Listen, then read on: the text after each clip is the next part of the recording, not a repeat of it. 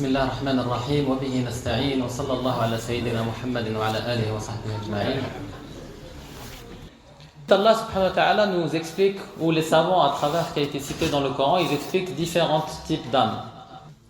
Le premier type d'âme qui est cité dans le Coran, c'est An-Nafs al-Ammara bis-Su', c'est l'âme incitatrice au mal, qui est citée dans le contexte de Yusuf alayhi salam, quand il était dans le palais du roi d'Égypte et la femme du roi, elle voulait le séduire et le faire tomber dans le péché. Et là il a dit Ma'ad Allah, innahu rabbi ahsana mathway, innahu la yuflihu adh-dhalimun. Donc il a eu conscience d'Allah subhanahu wa ta'ala, il a dit qu'il n'allait pas franchir les limites. Et ensuite la femme du roi, une fois que son jeu a été découvert, elle a dit وَمَا أُبَرِّئُ نَفْسِي إِنَّ النَّفْسَ لَأَمَّارَةٌ بِالسُّوءِ إِلَّا مَا رَحِمَ رَبِّي. Donc là, elle a avoué, elle a dit je ne vais pas m'innocenter auprès d'Allah subhanahu wa ta'ala. L'âme est très certainement incitatrice au mal, ou l'âme est certainement très incitatrice au mal. Donc il y a inna nafsa la ammaratun bis-su'. Donc deux, en arabe il y a inna et le lam tawkid. Donc c'est l'âme est certainement très incitatrice au mal. Donc si on ne fait pas attention, on va tout de suite tomber justement dans la facilité et dans le laisser aller, et on va tomber dans le péché wal iyadu billah.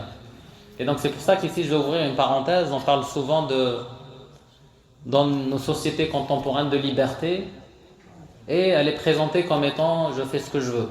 Donc il n'y a pas de limite, et c'est ça la liberté. Alors que si on le voit de point de vue spirituel, ça c'est vraiment se laisser aller à ses shahawat, à ses passions et à ses désirs sans limite.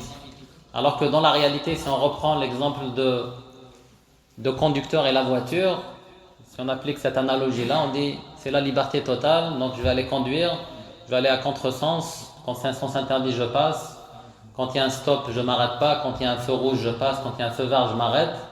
Est-ce qu'il y a quelqu'un qui va dire c'est la liberté, je fais ce que je veux?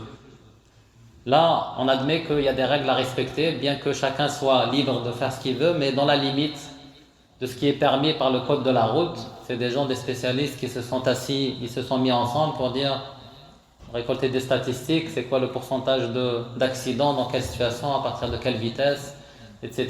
C'est quoi les facteurs qui vont venir aggraver cette situation-là. Il y a des écoles, il y a des hôpitaux, il y a un achalandage, etc. Donc ils vont mettre des règles et limiter la vitesse, mettre des panneaux de sens interdit ou de stop ou des feux de signalisation pour justement venir encadrer cette liberté-là que le conducteur peut avoir. Donc là c'est la même chose. Allah subhanahu wa ta'ala nous a créés, et c'est lui qui sait qu'est-ce qui est mieux pour nous et comment on doit se comporter pour justement respecter déjà les autres créatures autour de nous, respecter la nature, respecter l'univers, etc. Donc il a mis des règles et il nous a donné la liberté d'agir dans la limite de ces règles-là. Et c'est pour ça qu'il nous dit tilka hududullahi fala ta'taduha. Et dans un autre verset wa tilka hududullahi fala taqrabuha. Donc ça c'est les limites d'Allah subhanahu wa ta'ala. Il ne faut pas les dépasser. C'est une ligne rouge à ne pas dépasser. Ou dans un autre verset, c'est les limites d'Allah subhanahu wa ta'ala, il ne faut même pas se rapprocher de cette limite.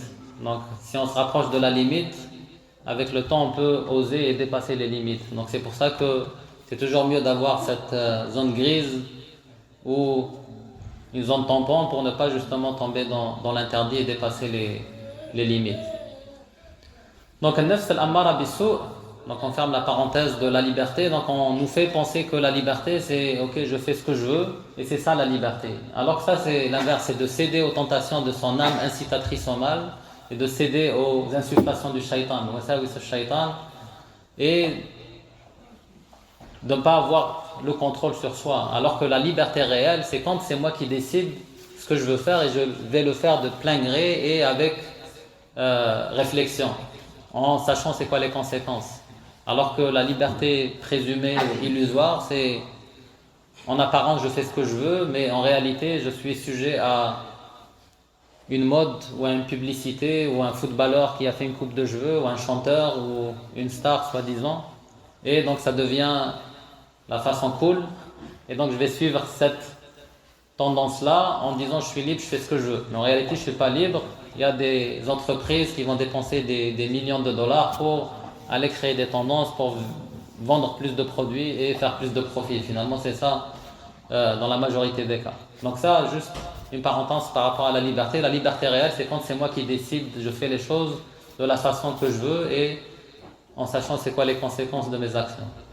Donc al-nafs al-ammara bis-sou', c'est vraiment l'âme la plus dangereuse et c'est laquelle, ou c'est elle pour laquelle on va craindre justement les conséquences le jour de jugement. Parce que c'est une âme qui va agir juste par pulsion et par instinct animal, et c'est pour ça Allah Azza wa Jalla il nous dit Ulaika kal an'ami bal hum adallu sabila. Donc les personnes qui vont vivre de cette façon-là, qui vont vivre sans limite dans la négation d'Allah subhanahu wa ta'ala et vivre juste pour boire, manger et dormir, ensuite se réveiller le lendemain, aller travailler, boire, manger, dormir, et le temps passe et c'est juste ça qu'ils ont accompli dans leur vie. Amasser le plus d'argent possible pour manger le plus possible et pour se divertir le plus possible et pour dormir le plus possible, etc. Et donc la vie elle tourne juste autour de ça. Et là de plus en plus on veut nous pousser à vivre de cette façon-là. Société de consommation, il y a des profits derrière, donc à coup de publicité de milliards de dollars pour aller toujours acheter le dernier iPhone ou le dernier Samsung ou la dernière télé. On était dans les télés régulières, les téléplasments, ensuite HD, ensuite Ultra HD, ensuite réalité virtuelle, ensuite réalité augmentée, et là ça finit pas. Donc toujours pour la désuétude programmée, pour qu'on consomme plus, pour avoir plus de profit, etc. Donc on est toujours dans ce cercle vicieux où on suit justement, si on ne met pas de limites, on va toujours suivre cette tendance et être toujours à la course pour avoir plus et plus. Le prophète sallallahu alayhi wa sallam il dit لو أن آدم أوتي واديا من ذهب لأحب إليه ثانيا ولو أوتي ثانيا لأحب إليه ثالثا ولا يملأ فاه ابن آدم إلا التراب ويتوب الله على من تاب. Donc l'être humain par sa nature il va toujours vouloir plus s'il ne s'impose pas des limites. Donc même si Allah subhanahu wa ta'ala lui donne toute une rivière d'or, à un moment donné il va dire que c'est pas suffisant, il va vouloir un deuxième ou une deuxième rivière pleine d'or. Et s'il a cette deuxième rivière pleine d'or, il va vouloir une troisième. Et donc là, à la fin, il dit وَلَا يَمْلَأُ فَاهَ ابْنَ آدَمَ إِلَّا التُّرَابِ. C'est-à-dire que c'est juste quand il meurt, donc cette métaphore, quand il meurt, c'est ça, sa bouche elle va être remplie de terre, c'est juste là qu'il va être rassasié. Donc c'est juste à sa mort où il ne peut pas demander plus. وَيَتُوبُ اللَّهُ عَلَى مَنْ تَابَ. Allah va accepter le repentir de celui qui se repent. Donc toujours être vigilant par rapport à ça et ne pas être dans cette logique de consommation à outrance sans donner les limites. C'est sûr qu'Allah subhanahu wa ta'ala nous a dit, il a mis à notre disposition toute cette création-là dont on peut jouir, mais il nous a imposé des limites. Donc on peut boire, on peut manger. وَكُلُوا وَاشْرَبُوا وَلَا تُسْرِفُوا إِنَّهُ لَا يُحِبُّ الْمُسْرِفِينَ. Donc mangez ce que vous voulez, buvez ce que vous voulez, dans le cadre de ce qui est permis évidemment. وَلَا تُسْرِفُوا. Ne soyez pas dans l'excès. Inna Allah la yuhibbul musrifin. Allah subhanahu wa ta'ala n'aime pas ceux qui sont dans l'excès. Ou bien il nous dit Allah subhanahu wa ta'ala wa la tubadhir tabdhira. Innal mubadhirina kanu ikhwana ash-shayatin wa inna ash-shaytana kana li rabbih kafura. Et donc ne soyez pas ne gaspille pas ce que tu as comme bien. Innal mubadhirina kanu ikhwana ash-shayatin. Donc ceux qui gaspillent en réalité c'est les frères du shaitan, et le shaitan au final, il a désobéi au Lord d'Allah subhanahu wa ta'ala, inna shaytana li rabbihi kafura. Il n'a pas été reconnaissant par rapport à son Seigneur. Donc, est-ce qu'on veut suivre l'exemple du shaitan? Donc, on a les limites. Et pour n'importe quelle chose, Allah subhanahu wa ta'ala nous a donné la voie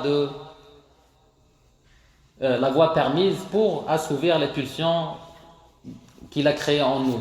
Donc, la même chose, il a décrété le mariage. Et c'est dans ce cadre-là qu'il nous a permis d'assouvir nos besoins et de fonder un foyer, d'avoir une famille. Et Allah subhanahu wa ta'ala il reconnaît justement le fait que l'être humain a des pulsions et des envies.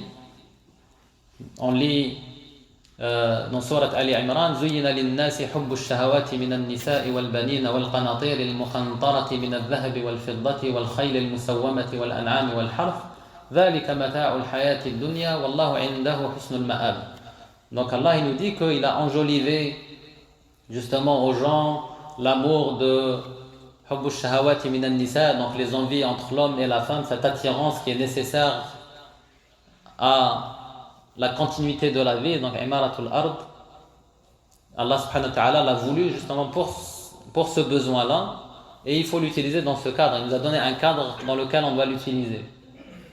Hubbu shahawati minan nisa'i wal banin, donc le fait d'aimer des enfants, c'est pour ça qu'on veut avoir des enfants. Wal qanatir al muqantara min al-dhahabi wal fidda, donc le fait de vouloir acquérir des biens pour qu'il y ait une activité économique, pour qu'il y ait cette population de la terre et cette activité qui permet à l'être humain d'évoluer et de fonctionner. Donc ça c'est tout à fait normal, mais il y a des limites à ne pas dépasser. Et justement, Shaitan et surtout An-Nafs al-Ammara bis-Su', elle va vouloir être toujours dans la logique d'avoir toujours plus, sans se soucier de les conséquences de ça, sans se soucier est-ce que c'est halal ou c'est haram, sans se soucier des limites qu'Allah subhanahu wa ta'ala a imposées. Et là, des fois, on peut ne pas porter attention aux conséquences des fois de choses qu'on peut faire ou aux tentations qui sont exposées à nous. Il y a des tentations qui sont exposées à nous, si on ne fait pas attention, elles ont un impact sur nous. Il y a le hadith du prophète sallallahu alayhi wa sallam qui nous dit تُعْرَضُ الْفِتَنُ على القلب كعود الحصير عودا عودا فأي قلب أشربها نكت فيه نكتة سوداء وأي قلب أنكرها نكت فيه نكتة بيضاء حتى تصير القلوب على قلبين قلب أبيض كالصفا لا تضره فتنة ما دامت السماوات والأرض وقلب أسود مرباد كالكوز مجخيا لا يعرف معروفا ولا ينكر منكرا إلا ما أشرب من هواه. Donc là, le prophète sallallahu alayhi wa sallam nous dit dans ce hadith qui est profond et qui nous donne une photo visuelle de l'impact des tentations sur nos cœurs. Donc on peut ne pas le voir ou s'en rendre compte tout de suite, mais ça a un impact spirituel. Il dit que les tentations sont exposées au fils d'Adam tel un tapis de paille ou un roseau de paille, paille par paille. Et donc, donc si cette tentation elle est imprégnée dans le cœur, donc c'est celui qui va avoir des plaisirs ou des désirs interdits, ou il va regarder quelque chose d'interdit, etc. Donc il y a un impact qui va s'inscrire sur son cœur, c'est ce point noir. Donc il y a un point noir qui va s'inscrire dans son cœur, et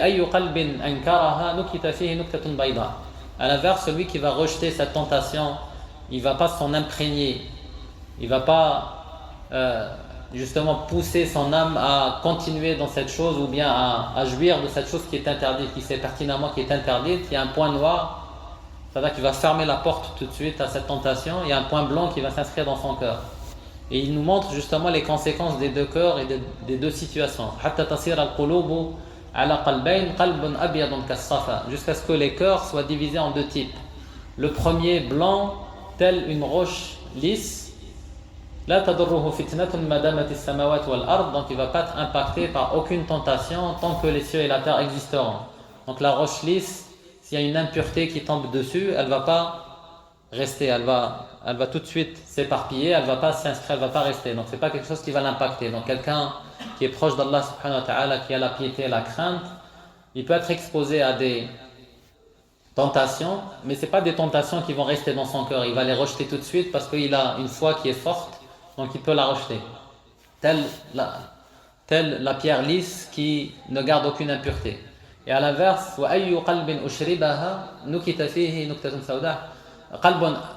donc et l'autre cœur,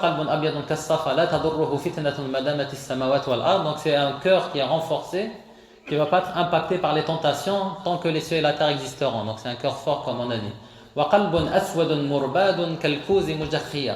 Et l'autre type de cœur, tellement il y a eu des points noirs qui se sont inscrits dans son cœur et qui ont pris le dessus et il s'en est imprégné, il devient noir tel une coupe renversée. Donc quand on prend une coupe, donc soit un verre ou une chope, on la renverse, c'est juste de la noirceur qui est à l'intérieur. Donc c'est juste des ténèbres jusqu'à ce que tu puisses tu ne puisses voir aucune lumière, telle qu'une coupe renversée. لا يعرف معروفا ولا ينكر منكرا إلا ما أشرب من هواه. Donc ça devient un cœur complètement insouciant, il ne connaît ni bien ni mal, juste ما أشرب إلا ما أشرب من هواه. Donc c'est juste que son âme incitatrice en mal va lui dicter, ou bien ses désirs ou ses pulsions intérieures vont lui dicter. Pour lui, il n'y a pas de bien, il n'y a pas de mal. On parle de relativité, tout est relatif. Le bien et le mal, ça n'existe pas. Donc ça devient quelque chose de normal, donc il peut se permettre des comportements qui sont en réalité interdits, mais avec le temps, il va s'en imprégner, ça devient quelque chose de tout à fait normal. Et donc le petit péché va l'emmener vers un autre petit péché, vers un autre petit péché, et ensuite c'est les grands péchés qui vont rentrer, etc., jusqu'à ce qu'il s'habitue à cette situation-là, jusqu'à ce qu'il soit tellement enfoncé dans le péché qu'il ne peut même plus faire marche arrière ou revenir. Donc ça peut être très très grave. Mais le prophète sallallahu alayhi wa sallam nous dit dans un autre hadith comment justement être conscient de ces conséquences-là et d'agir à temps pour ne pas attendre jusqu'à ce que on atteigne le point de non-retour, où le cœur devient tellement noir que on ne peut plus revenir. Donc dans un autre hadith qui est similaire un peu dans sa formulation, le prophète sallallahu alayhi wa sallam nous dit إذا أذنب العبد ذنبا نكت في قلبه نكتة سوداء فإن تاب صقل فإن عاد زادت حتى تعظم في قلبه فذلكم الران ثم تلا صلى الله عليه وسلم كلا بران على قلوبهم ما كانوا يكسبون. Donc là, le prophète sallallahu alayhi wa sallam nous dit dans une formulation similaire, quand le serviteur d'Allah commet un péché, il y a un point noir qui s'inscrit dans son cœur, mais s'il se repent, il y a suqil, c'est-à-dire qu'il va être lavé de ce péché-là et de cette noirceur-là. Donc s'il revient encore au péché, il va y avoir un autre point noir, mais il va être plus gros. Parce que c'est comme, il commence à s'habituer à ce péché-là, et donc plus il le refait, plus le point noir il va s'agrandir, et si il ne se repent pas, il ne continue pas de se repentir, jusqu'à ce qu'il couvre complètement son cœur. Donc c'est comme un voile qui va s'inscrire autour du cœur, ou une rouille qui...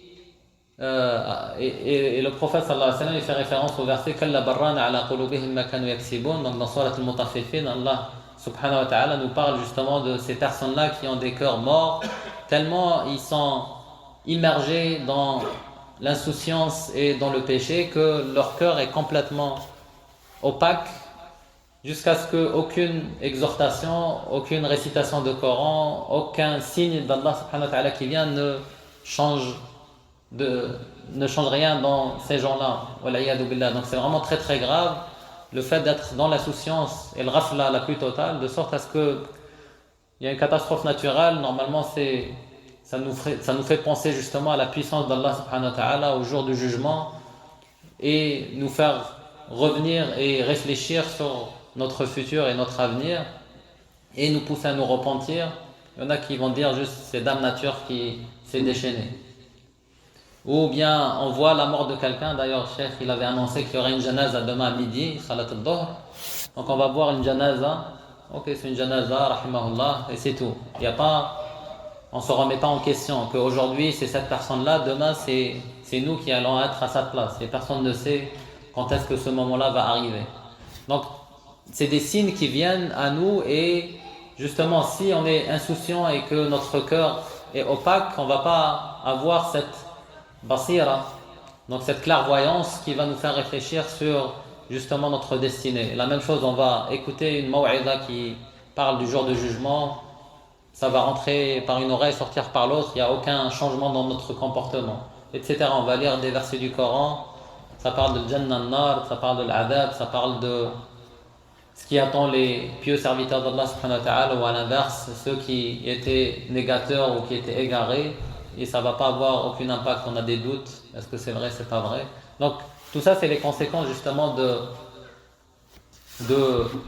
l'insouciance et l'impact de ces péchés-là. Et donc le nafs, avec le temps, elle devient habituée à ça, et c'est pour ça qu'elle devient incitatrice au mal. Donc on perd le contrôle et on est toujours dans les péchés, waliyadu billah. Et j'ai passé plus de temps dans cette nafs parce que c'est elle qui est la plus dangereuse et pour laquelle on craint justement la fin de cette personne-là si elle ne se repent pas à temps.